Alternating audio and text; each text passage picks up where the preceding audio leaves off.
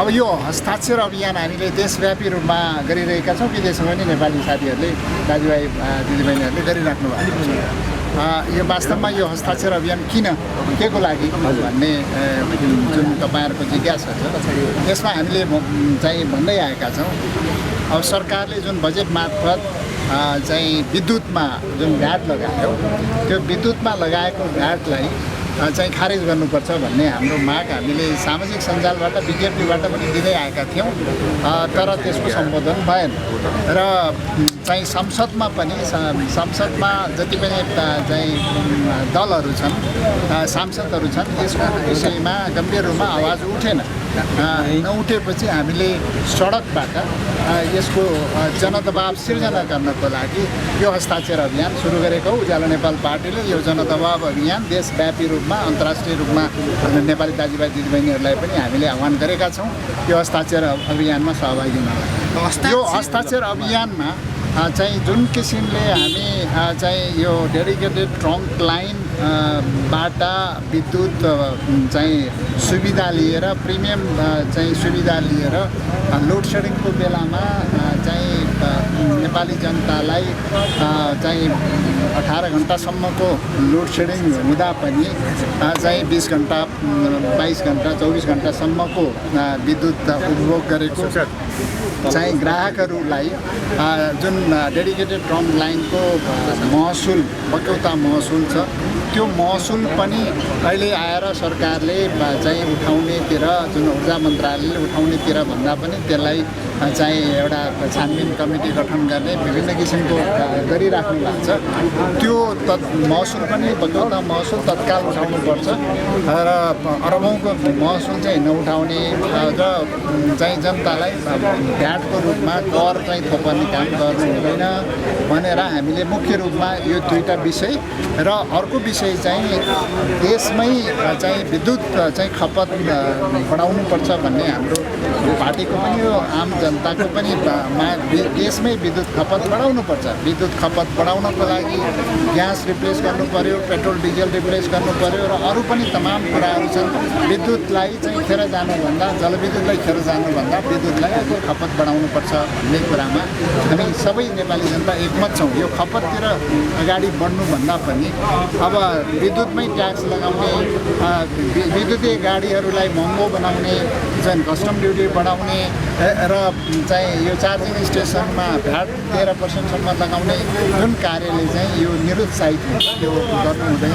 र त्यस्तै गरेर राइड सेयरिङ जुन आम पब्लिक तल्लो वर्गले चढ्ने हो त्यसमा पनि भ्याट लगाउने र ट्याक्सी जस्ता जुन सार्वजनिक सुविधाको लागि चाहिँ प्रयोग गर्ने गाडीहरूमा सिन्डिकेट गरेर 28 लाख पर्ने गाडीलाई 52 लाखसम्म पुर्याउने जुन कामहरू भइरहेको छ। प्लेट किन्नको लागि चाहिँ लाखौँ रुपियाँ 17 लाखसम्म तिर्नुपर्ने भन्ने ट्याक्सी व्यवसायको कुरा छ। त्यस्तै गरेर गाडीहरू सिन्डिकेट भएर चाहिँ 28 लाख पर्ने गाडीलाई 52 लाखसम्म पर्ने जुन अवस्था छ त्यसलाई पनि अन्त्य गर्नुपर्छ।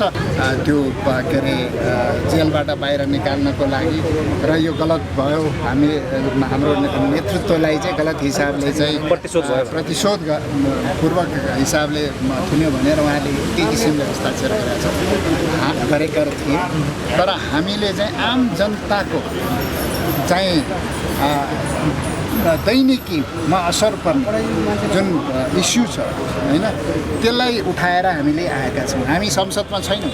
हामी संसदमा नभएको हुनाले एउटा राजनीतिक पार्टीको दायित्व पर्छ जनताको इस्युलाई अगाडि ल्याउनुपर्छ। यो जनताको इस्यु जुन 3 करोड नेपाली जनताले बुझेको 3 करोड नेपाली जनतालाई असर पर्ने इस्यु जुन छ त्यसलाई चाहिँ सम्बोधन गर्नुपर्छ। हामी हुँदाखेरि विद्युत प्राधिकरण कार्यकारी निर्देशक हुँदाखेरि 8 वर्षमा हामीले 25% चाहिँ विद्युतको महसुल घटाएर पनि नाफा गरेका थियौँ। अहिले आएर सरकारले द्वितीयको सरकारले जुन ट्याक्स तल्लो स्तरको जनतालाई ट्याक्स भ्याटदेखि लिएर सबै लगाउने काम गर्यो। त्यो चाहिँ सही भएन, गलत भयो। इन्डक्सनमा लाइन किन लाग्ने त? इन्डक्सनमा लाइन लाग्नुभन्दा पनि के अरे इन्डक्सनमा रे ग्यासमा लाइन लाग्नुभन्दा पनि विद्युतीय चुलो प्रयोग गरौँ भन्ने त सरकारलाई सहयोग गर्न खोजेको नि। ट्याक्स उठाएर मात्रै विद्युतमा धनी हुन्छ? तपाईँले धनी हुँदैछ कि गरिब बनाउँदैछ भन्ने कुरा तपाईँले राजस्व कति सङ्कलन भएको छ? होइन, राजस्व सङ्कलनको विषय भन्दा पनि अहिले जुन भ्याट उठाएको छ त्यो भ्याट उठाएको केमा उठाएको छ हेर्नुहोस् 5% भ्याट चाहिँ घराइसी ग्राहकलाई लगाएको छ घराइसी ग्राहकहरूले होइन विद्युत प्राधिकरण ग्राहक भनेको धेरै ग्राहकहरू छन् औद्योगिक छन् व्यापारिक छन् सिँचाइ छन् खानेपानी छन् अरू चाहिँ यो चार्जिङ स्टेसनका ग्राहकहरू छन् धेरै यातायातका ग्राहकहरू छन् सबै ग्राहकलाई अहिले 13% भ्याट लगाएको छ होइन 13% भ्याट लगाउँदाखेरि अहिले चामल बढेको छ चामलको भाव बोरामा चाहिँ करिब 500-600 रुपियाँ बढेको छ किनभने कटानीको चाहिँ कुटानी उसमा चाहिँ सबै चाहिँ उद्योगहरूमा चाहिँ विद्युतको भाउ बढेको छ विद्युतको भाउ बढ्यो तपाईँ डन्डीको भाउ बढ्छ सिमेन्टको भाउ बढ्छ अनि तेलको भाउ म आउँदैछु त्यसमा आउँदैछु पहिला तेलको भाउ बढ्दैछ सबैको भाउ बढ्दैछ सबको भाउ बढ्दैछ अनि यो हिसाबले अहिले चाहिँ मैले सुनिरहेको छु त्यहाँ जुन किसिमको हाम्रो चाहिँ शीत भण्डारहरू छ कोल्ड स्टोरेजहरू अहिले चलाउन नसक्ने अवस्थामा पुगिसक्यो अहिले चाहिँ तपाईँको के अरे यो औषधि चाहिँ उद्योगहरूमा सबै उद्योगमा अहिले चाहिँ भाउ बढेको छ विद्युतको कारणले बढेको छ सबै चाहिँ आम जनतालाई असर पर्ने कुरामा चाहिँ भाउ बढ्दैछ पोर्ट गर्नुपर्नेमा सरकार चाहिँ उल्टो दिशातिर किन गयो त अनि विद्युतीय चलो त्यतिकै बन्छ त्यसमा चाहिँ विद्युतीय चुलो के अरे विद्युतमा महँगो बनाउने ब्याट लगाउने विद्युतीय चाहिँ चुलो कसरी त्यो प्रमोसन हुन्छ त विद्युतमा चाहिँ प्रमोसन गर्नलाई इलेक्ट्रिकल गाडी प्रमोसन गर्नलाई त कस्टम ड्युटीमा सहुलियत दिनुपर्ने होला अनि त्यसपछि चार्जिङ स्टेसनहरूमा सहुलियत दिनुपर्ने उल्टो सबैमा भ्याट लगाएर चाहिँ कसरी चाहिँ बढ्छ त त्यो भनेको के हो भने तपाईँ ग्यास प्रयोग गर्नु भने ग्यास प्रयोग गर्दै जानुहोस् भनेको ग्यास चाहिँ प्रयोग गरेपछि विदेशी मुद्रामा तिर्नुपर्छ त्यसपछि इलेक्ट्रिकल गाडीको सट्टा चाहिँ डिजल पेट्रोल प्रयोग गर्नु भनेको अनि डिजल पेट्रोल चाहिँ प्रयोग गर्न थालेपछि विदेशमा पैसा पठाउनु पर्छ हेर्नुहोस् न तपाईँ सबैले चलाउनुहोस् पड्किनेवाला छन् मेरो घरमा सबै विद्युतीय चल्छ इन्डक्सन चल्छ अब त्यो कसले सिकायो कसले गर्यो तपाईँ अलिकति समस्या त आउन सक्छ ट्रान्सफर्मर ओभरलोड हुनसक्छ तुरुन्तै फेर्नुपर्छ त्यो त स्पेयर राखेकै हुन्छ सबै कुरो हुन्छ नि तपाईँ चाहिँ चलाउनै हुँदैन भनेपछि त अनि त्यसपछि ग्यास चलाऊ भनेको अनि त्यसपछि पेट्रोल डिजलको गाडी चलाऊ भनेको त्यो होइन नि त्यो त प्रमोसन गर्नु पऱ्यो नि अहिले सबैले चलाउनुहोस् देशव्यापी रूपमा सबैले चलाउनुहोस् कुनै पनि पड्किनेवाला चाहिँ अलिकति समस्या आयो भने फेरि अलिकति भ्याट हटाऊ भनेको इन्डक्सन चलाऊ भनेर मैले भनिरहेको छु अस्ति पनि भनिरहेको छु हरेक मिटिङमा इन्डक्सन चलाउनुहोस् अथवा विद्युत इन्डक्सन मात्रै होइन विद्युतीय चुलो चलाउनुहोस् इलेक्ट्रिक गाडी चलाउनुहोस् सबै चलाउनुहोस् केही पनि हुँदैन यो सिस्टम हाम्रो चाहिँ इम्प्याक्ट छ यही सिस्टमको समस्या आयो भने चाहिँ त्यसको मर्मत हुन्छ तुरुन्तै मर्मत हुन्छ र जहाँसम्म तपाईँले चाहिँ जुन ट्याक्सको कुरा गर्नुपर्ने राजस्व उठाउने विषय भन्नुभयो यस्तै चाहिँ तल्लो स्तरको जनतालाई ट्याक्स लगाएर राजस्व उठाएर मात्रै देश विकास हुन्छ भन्ने भयो भने यो कस्तो अर्थतन्त्र हेर्न खोजेको कस्तो अर्थमन्त्रीले यो चाहिँ यो मोडल ल्याउन खोजेको यो गलत नीतिमा यसले तपाईँले चाहिँ देशको विद्युतलाई खेर फाल्ने देशको विद्युत खेर जाने अरबौँको विद्युत खेर जाने जनतालाई महँगीमा पार्ने अनि विद्युत प्राधिकरण उल्टो घाटातिर जाने अनि त्यसपछि चाहिँ तपाईँले राजस्व उठाएर मैले चाहिँ यति राजस्व उठायो भनेर चाहिँ त्यसलाई महत्त्व दिएर मैले विकास गर्नको लागि राजस्व उठाएर भनेर हुन्छ राजस्व उठाउने त विभिन्न माध्यमहरू छन् अब देशको समृद्धिको लागि हाम्रो रिसोर्सलाई प्रयोग गरेर देशको विद्युतलाई खपत गर देशको विद्युतलाई एक्सपोर्ट गर तपाईँले 4 खरबको चाहिँ पेट्रोल डिजल ग्यास चाहिँ इम्पोर्ट हुन्छ त्यसलाई 2 खरब भए पनि कम गर्नुहोस् न 2 खरब रुपियाँ बच्छ तपाईँले 12 अरब रुपियाँ चाहिँ ट्याक्स उठाएर के गर्नुहुन्छ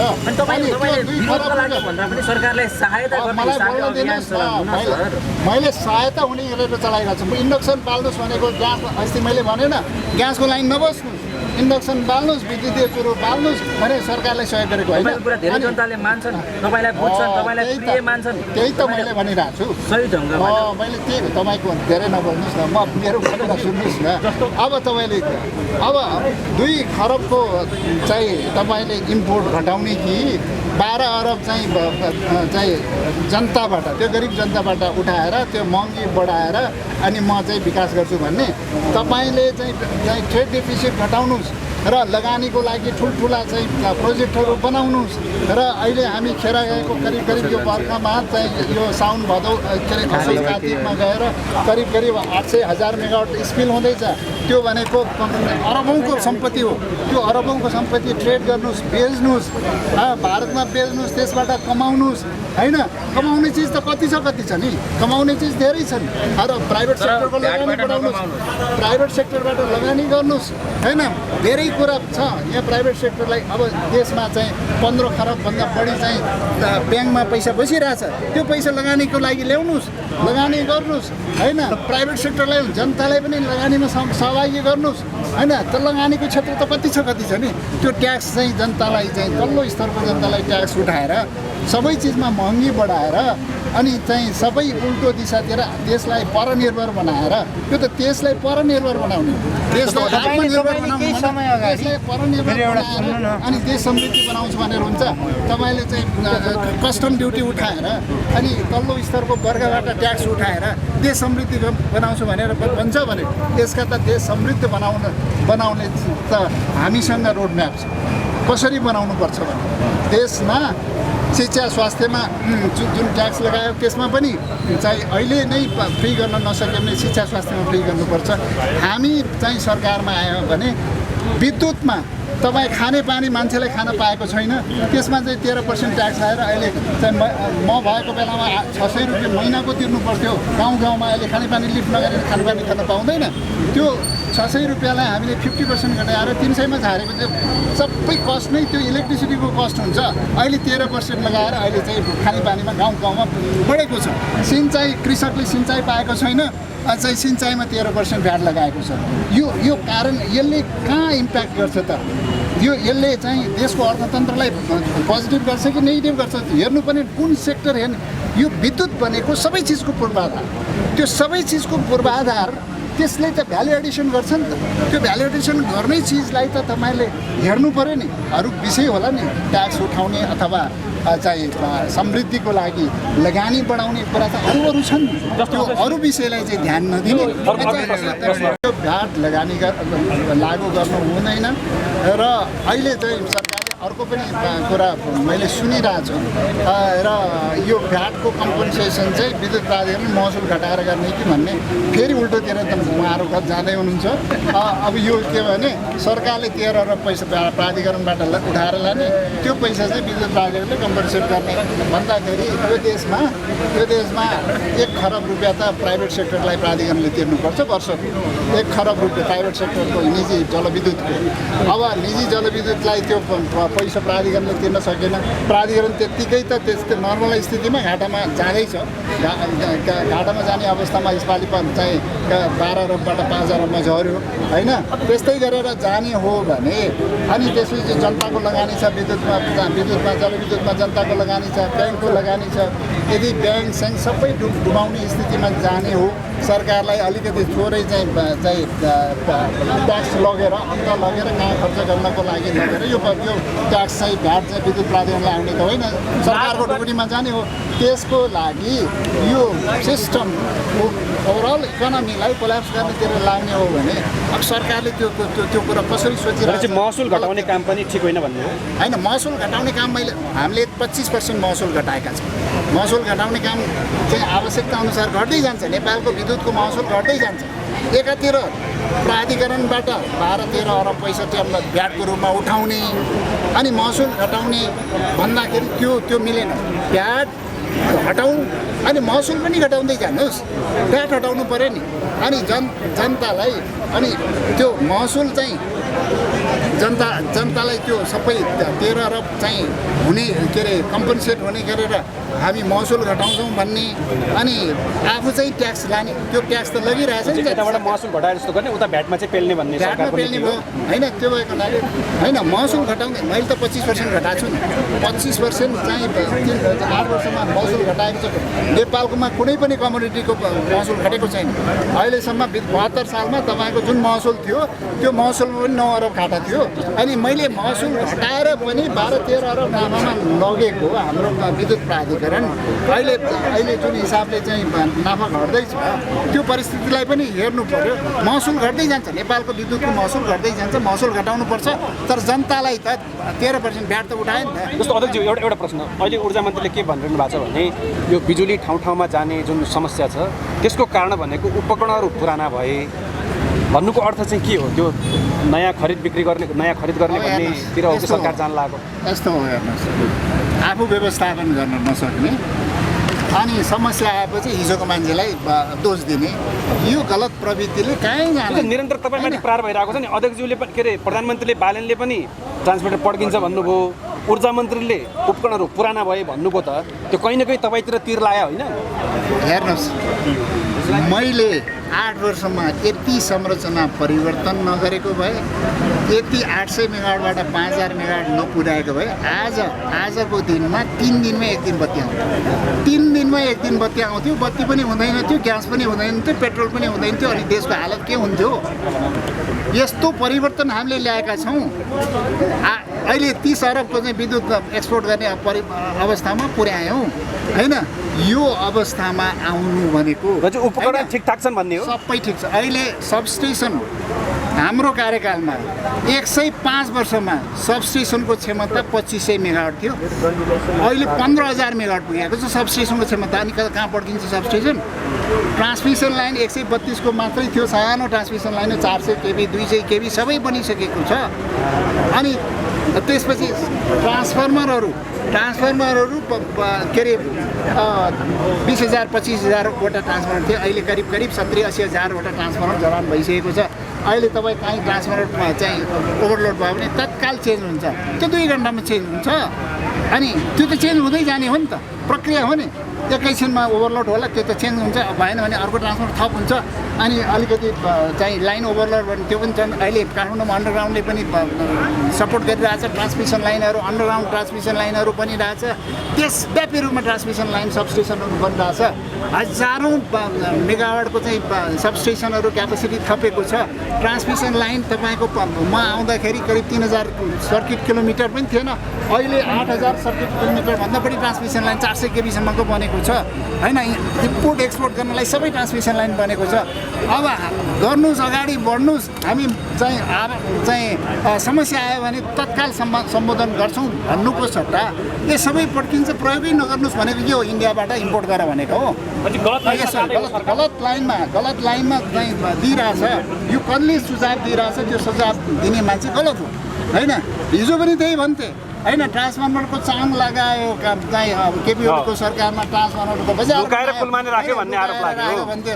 त्यो ट्रान्सफर्मर दिनमा चाहिँ 130वटा शाखा छ, दिनमा चाहिँ हामीलाई 5वटा एउटा शाखामा चाहिन्छ होइन? कतिवटा दिनमै हजारौँ ट्रान्सफर्मर चाहिन्छ। अनि स्टक नराखेर अनि तपाईँले आज किन्छु भनेर आज किन्न सकिन्छ?